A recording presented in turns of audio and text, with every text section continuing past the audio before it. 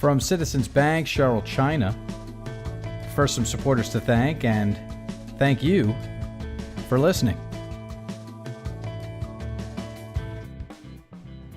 This episode is supported by CCW Digital, leaders responsible for operations, information technology, contact centers, customer care, service, and support are invited to register for a free CCW Digital membership. Membership includes networking with 100,000 plus qualified industry professionals, quarterly executive research reports, product matchmaking, and more. Go to ccwdigital.com to join the community. This episode is also supported by the CCW Conference and Expo. The event will empower you to test, learn, and try the next big thing in customer experience optimization. Are you interested in mining data across touchpoints for personalized and predictive data? Are you trying to integrate your systems to get a more complete view of the customer? Are you figuring out what innovations to invest in? Chatbots, virtual assistants, AI, VR, biometrics, to name a few? Go to callcenterweek.com to register. Recorded at CCW, Cheryl China joins us and reviews her 19-year history at Citizens Bank. She still to this day makes it a point every single day to walk out onto the floor of the contact center, with a key point being to say good morning to everyone, or at least welcome folks at the beginning of their respective days. She wants the team to understand that she's there for them. As Cheryl says, she might not be able to answer every single question as she could back in the day, but she can certainly find the answer or find someone who can find the answer. She sees the contact center folks as the most important people at the bank, as they are the front line, the people that are talking to the bank's customers. Cheryl notes that the customers have changed over the years, and she takes us through today's reality and what it means to manage your personal brand. Welcome to CCW Digital on B2B IQ. I'm your host, Seth Adler. Download episodes on ccwdigital.com or through our app in iTunes, within the iTunes podcast app, in Google Play, or wherever you currently get your podcasts. Cheryl China. Cheryl China, this can't be a real name.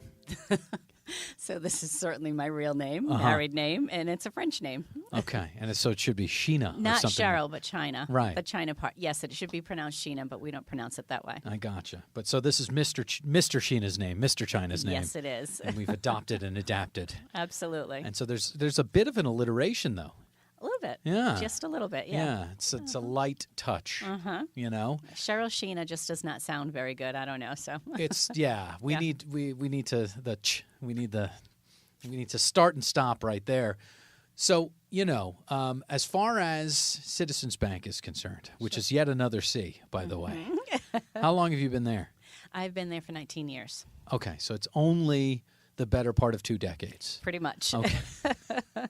Yeah. Things are exactly the same as day one? No, not even close.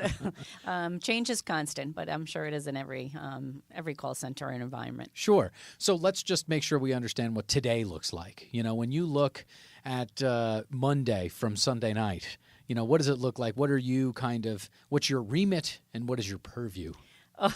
Okay. Well, let's start with many years ago when I first started. That looks very different, obviously, from the role that I have today. So when I walk in on a Monday morning, I'm going to expect to, although it's a 24/7 call center, so I pretty much keep up on email during the weekend. Things happen, can happen anytime. But my days are full of meetings and far too many emails, and I get the opportunity to go between Cranston, Rhode Island, and Pittsburgh, Pennsylvania, between those two sites. So depending on where I am, and part of my day is, talking with my managers, my leaders, talking about what they're doing, their one-on-ones, that kind of thing. Visiting with the floor. I make it a point every single day to walk out on the floor, and it's a key thing is saying good morning to everybody. And for those that start later in the day, trying to remember to go say good afternoon, that kind of thing. But it's being in touch with everybody and making sure everybody knows I'm there for them. I may not be able to answer every question like I could back in the day, but I certainly can find an answer or find somebody that can. You're one of these very high-level executives, though. What are you doing walking the floor for your colleagues that say, oh, my God, Cheryl, that seems like such a waste of time? Are you kidding me? That's so not a waste of time. These are our folks, our frontline folks that are talking to our customers. They're the most important people in our bank as far as I'm concerned. So whether it be in the contact center or our branch colleagues. Okay. So we need to hear from these people. We need to know what these people are thinking. Absolutely, We need to know if this person's having a good day, because that's going to affect. So important. That's going to affect the customer experience. Of course it is. Right? Absolutely, yes. So how is today's customer different than 19 years ago? Oh, so I think that I strongly believe that customers today are almost taught how to. So I'm in the escalation area. So they're almost taught how to complain and how to escalate a complaint. So they read all these things, whether go to the highest level. So you don't want to speak to somebody at the front line. You want to go to the highest level, and those are the teams that I oversee. So I think there's a little bit of difference there. I have a tendency to think that people want what they want, and they want it immediately, where it maybe wasn't that way. Maybe 19 years ago when I started, Sure. people might have been a little bit more patient. But in today's culture, it's different. It's I want it now. What about the employee? How has that person changed from 19 years ago?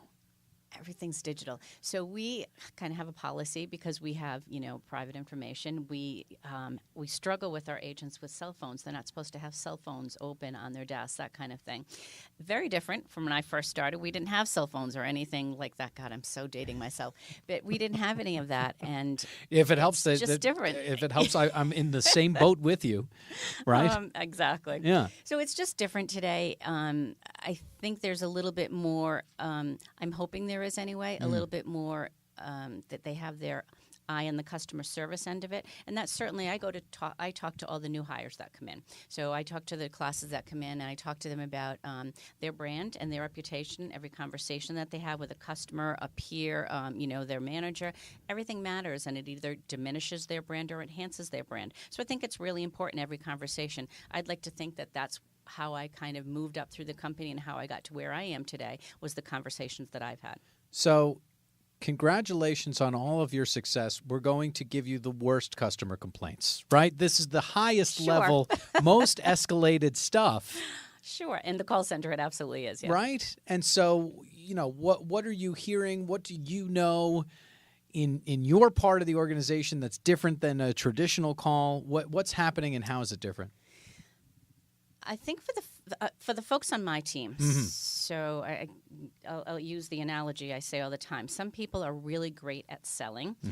Some people can sell you the Brooklyn Bridge. My teams, we can keep you from jumping off the Brooklyn Bridge. So that's probably the perfect analogy to use for folks that are on escalation type teams. I love that, right? You. And so here are the keys. What are the keys? You have a customer who is in the situation that you just described. What are your agents doing? What are you telling them to do? They've got to listen, and we heard that this morning. Sure. They absolutely have to listen. They've got to listen to what this customer is saying. They cannot buy into the customer's emotions. One of the other things I talk about, that customer can come in, on their line and be heated and be angry, but that's on them. No matter the worst things that they say, that's on them. It's how they handle that call that's going to affect, again, their future and their brand and reputation in the company. So they've got to be calm.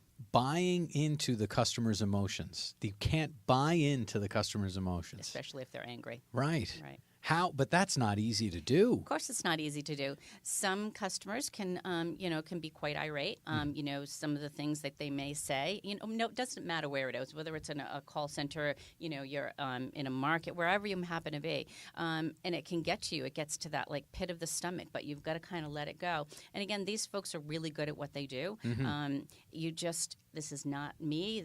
They're not taking it out on me. It's just I've got to handle this, and I've got to do whatever I can to help this customer and take him from being so angry to being one of our best customers kind of scenario. And I would imagine that is traditionally what happens. Of course, there's going to be some folks that are just those people, and so we'll leave them over there. Always. But for the folks that you're able to actually get into a conversation with after they have aired their grievances, let's say, I would imagine you would find a fair amount of loyalty in your department. Yeah. Yes. Our team, our specialists, we call them advocates. They get so many accolades from customers because they do turn around the situation. So they do whatever they can to make it right for the customer. It's not always perfect because sometimes I am not of the adage of the customer is always right. Sometimes they do things that aren't always right, but we're going to try to help them so they can avoid that mistake in the future and try to fix it so that it sounds a little bit better from our end. Fair enough. And you mentioned this morning we're at CCW. Yes. Did you want to kind of maybe double down on what you shared about the learning, or maybe we can just move on? Yeah, we can, from the learning, from what we, it's everything we know. So we had two exceptional speakers this morning, one from Disney and Peter Goob. They were super speakers. Can't even talk. See, so the alliteration, though, yeah, it's exactly. a difficult thing. But Peter Goober, of course, he was amazing. Yeah, and I sat in awe. But they were both very good speakers. But it's all about kind of what we know. So it's taking that customer experience, and it's all about customer experience today, and it's taking that and applying it and being authentic. And I think that's not even from just a leader standpoint, but when you're speaking to a customer on the phone, you've got to sound authentic. And one of the other things I say, customer service is either ingrained in you, it's in your back pocket kind of thing. It's really easy, and you can tell when you're talking to somebody, no matter where it is, in a store, anything, and you can tell it flows easy. And if it doesn't, you got to become a really good actor. Plain and simple. So I guess what's the inflection point between being authentic and a really good actor when you're dealing with, as you say, the customer's not always right, is what Cheryl thinks, is what you just told me, right? And so now, but you've got an escalated claim here on the line. So what do you do, and how do you kind of make your way through that maze? Again, I think it starts with, so it's listening. Key, first thing, you got to let them speak, let them air it out. And you've just got to take their situation, put yourself in their shoes, and say, and explain to them, here's what I can do for you. Let me help you with this. And ownership, that's probably the key thing. Taking ownership of the situation, and following it through. Don't drop the ball. If you can't fix it, find somebody else that can fix it. That's key, especially in the industry I'm in. Okay. You said, here's what I can do for you. And in the word "for," I heard the fact that you're from New England. Okay. That lovely accent, right? Where were you born and raised? Rhode Island. All right. So this is the mightiest of the states in our union. It could be called the smallest, but that's all right. Yeah, exactly. Yep. What was it like growing up in Rhode Island? Oh, gosh, it's such a beautiful little state. It's surrounded by oceans and amazing seafood, and it just everybody knows everybody. So funny, last night Matt Franco was here at our Excellence Awards, and he's from Johnston, Rhode Island, and he, magician. He won America's Got Talent. So I got to meet him backstage, and I said, "Hey, I'm from Warwick," and he's like, "Oh, give me a hug." It's almost like family. But I could hear him when he was on stage speaking as well. He drops his R's every once in a while, so it's like a big family. Yeah, when you're into it, when you're emotional, and it starts to come out a little bit. Yeah. Did you know that you were going to be in customer service? When did you realize what you were going to do? Where'd you go to school? So I went to school at CCRI. It was a community college in Rhode Island. Right. I did not. I had a son. I needed to work at night, so I started on the phones just like any of our agents do. So it was the whole typical, lots of students, lots of moms kind of thing, working call centers. And that's how I started. My mom happened to work for the bank for 30 years, so they were opening their call center 24/7 kind of thing. And I said, okay, sign me up. I loved my job. I absolutely loved my job working at night, and I thought I had hit the jackpot when I started on the phones. I get to talk to customers. I get to help them. I loved it. I really did. Yeah. And just kind of moved on from there. How much does that help with you now you're in senior management, but I would imagine everybody comes to understand that Cheryl started out at night on the phone. How much does that help you when you're managing? Tremendously. It gives me great creds, especially on the floor with the agents. And again, when I talk to those new hire classes, I say, here's where I started, folks. Same as you. Any of you could be me someday. Yeah. And it's all about all of those interactions that you have. Many folks that I've spoken to did start on the phone in some way. Yes. For the executives that didn't, would you suggest that they get on the phone? Yes, absolutely, because you're not going to understand, you're not going to understand what that frontline specialist that's talking to your customer goes through unless you've put yourself in their shoes. We have a lot of executives that come through that have never been in a call center. They've come through and they sit and listen, but it's very different listening than actually having to maneuver through those systems and give the right answer all the time. It's difficult. They have a really hard job. Oh, you could have said this. You should have said that. Okay, you do the next call. Exactly. Let's see you do that. Yes, that's exactly what it's about. So was that Citizens Bank all that time ago? So it's been the one job, basically? It's been Citizens Bank. I've always been in the call center. Sure. I grew up in the call center. Right. Yes. Many different jobs in the call center, but always there. What I would imagine you appreciate where you are, and we mentioned that you're so good at what you do that we gave you the toughest job that we could. What would be another tentpole position that you remember that really informed you or you informed Citizens Bank? It's probably the first time I became a manager. So I was, I can't even believe when I say this today, I was an online banking tech for a little while. So for online banking first came out, when I first started the bank, and they put me in this position as a tech position, I think only because I was probably senior and there at night. I don't know. That was probably the hardest job for me because I'm very technically challenged, I should say. Right. But then I became a manager at night, and I got to help and develop and work with people with their careers and what they wanted to do. And I had a lot of mothering in me. So that really came out, and I realized this is really what I want to do. This is the direction I want to go in. So you had a kid young, so you had that matriarchal kind of vibe. But where did that really come from? Or was it built from just having your kid? I don't think so. I think it's a little bit of both. I've probably always had that mothering instinct, wanted to take care of people and help people, so I think it's always been there. Right. Did managing come kind of easy to you? Yeah. How did you learn how to do it? It's different.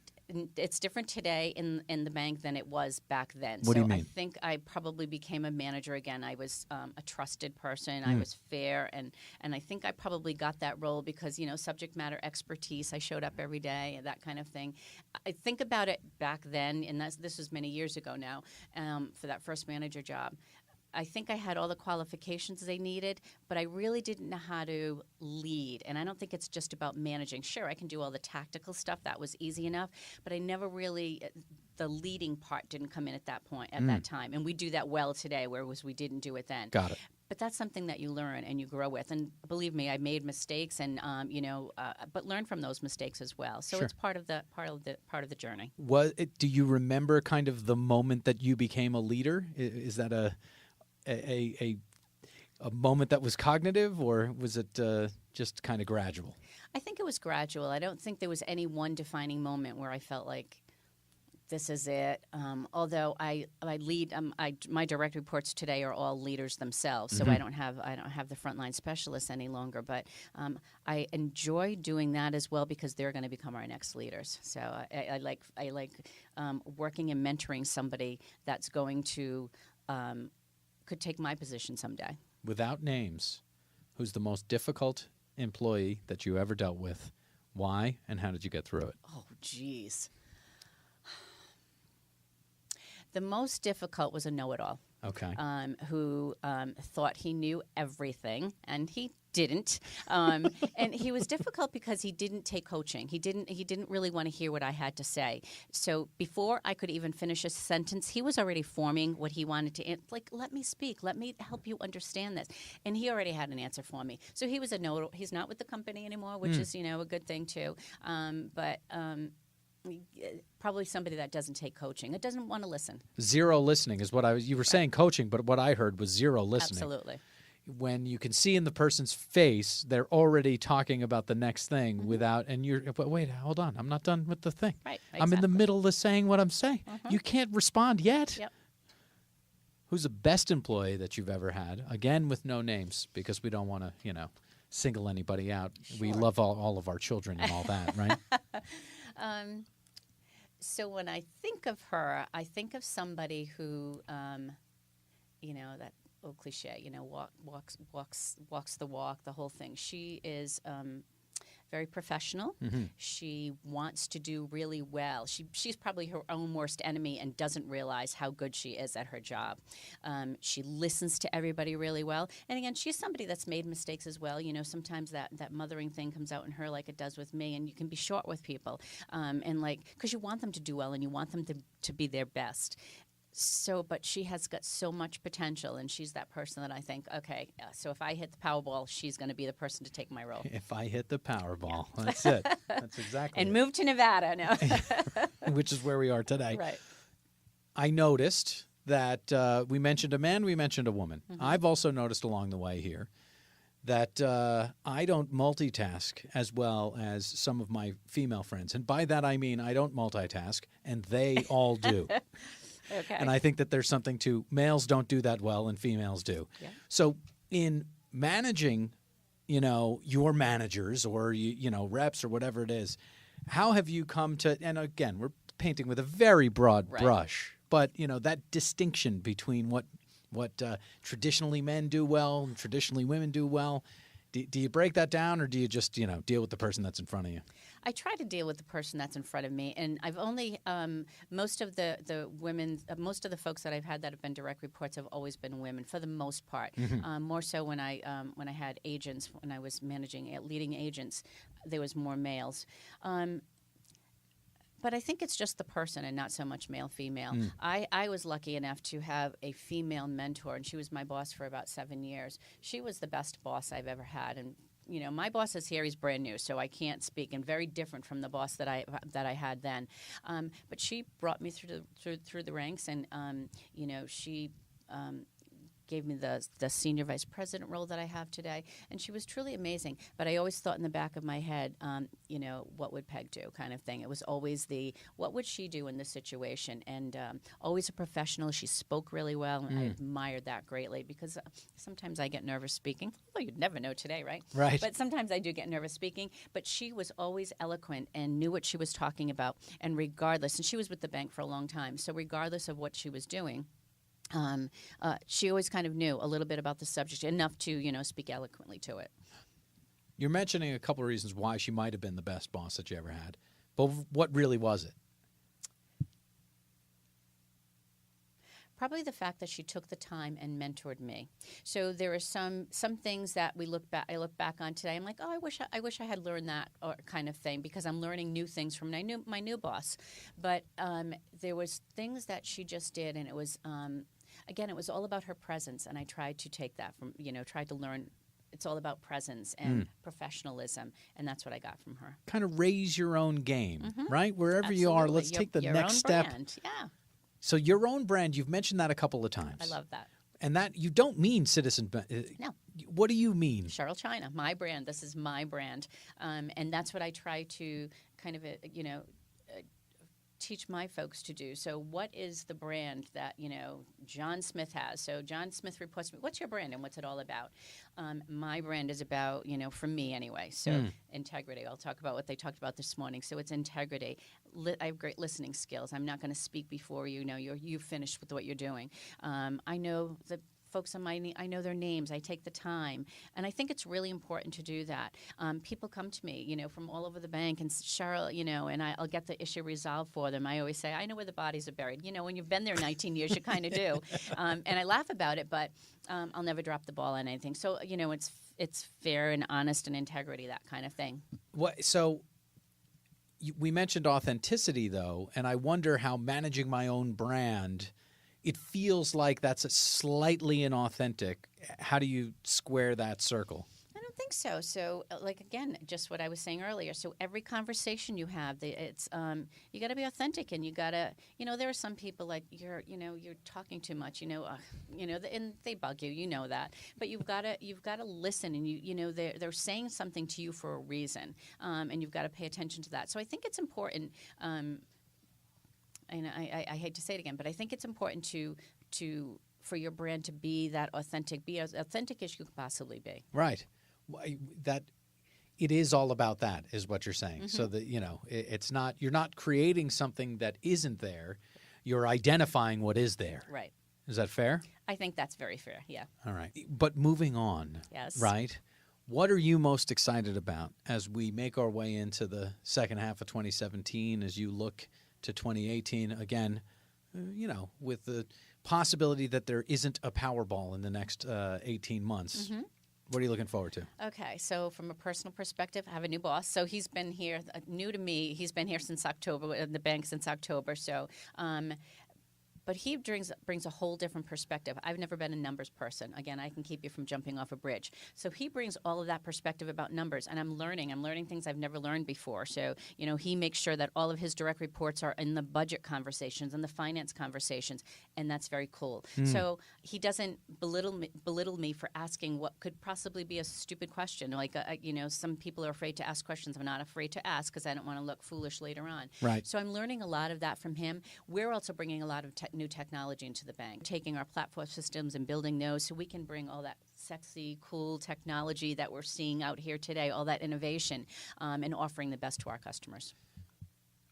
In those meetings that you're now in that you weren't in before, what's the big picture thing that you're seeing or learning or taking away from that? Understanding that you are asking those, on the ground specific questions. Mm-hmm. Big picture, what are we talking about? Strategy. So, and thinking ahead. So I'm very much a day-to-day kind of person. So when I lead, I'm putting out fires every day. Mm-hmm. So, but he's a long-term thinker. So where are we going to be in 5 years? And I love seeing all that. Like, okay, so this is where we're progressing. In 6-7 years, I might be retired, but that's okay. But at least I'm seeing the future.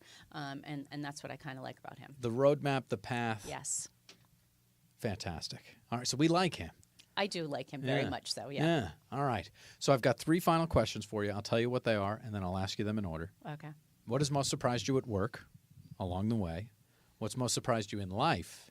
And then on the soundtrack of Cheryl China's life, one track, one song that's got to be on there. Oh, goodness. Okay. First things first. We just talked about it, but what's most surprised you at work? I think I'm all about raising people up. I'm all about let's be one bank. Let's do it all together. It's all about being the best we can be for our customers. There's a million banks. Customers can make choices. They can do whatever they want to do. But let's be the best in customer service. What's most surprised you in life? You never know someone. So something personal happened in my life where I thought I knew somebody from, the bottom of my heart kind of thing. And trust was broken. So I never thought it could happen, and it did. Yeah, it's a bummer. Oh, it's awful. Yeah. It's a physical kind of pain. It's awful. Yeah. Yeah. And that happens. But when stuff like that happens, I like to think it makes me stronger. That's exactly what it did to me. That's exactly. It's different. So I think of before and after now almost, and it's different today. Kind of in that way, fool me once, shame on me. You got it. Right? Mm-hmm. On the soundtrack of your life, Cheryl. Oh, geez. Okay. One track, one song that's got to be on there. In My Life by the Beatles. I always say I want it played at my funeral, so I'm going to go with that. I love the answer. It's a beautiful song. Yes. And it really, it's a great, it's perfect. However, we had a conversation last night about music, and so I need to out you. Okay. And we need to talk about the bands that you really, truly love. Okay. Yeah?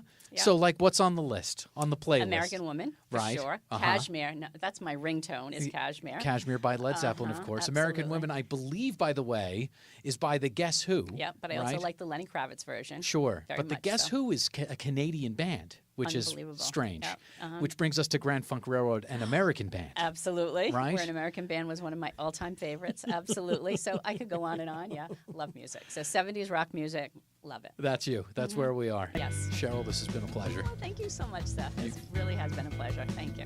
And there you have Cheryl China. Some people can sell you the Brooklyn Bridge. Me and my team, we can keep you from jumping off the Brooklyn Bridge. Don't buy into the customer's emotions. Listen to what the customer is saying.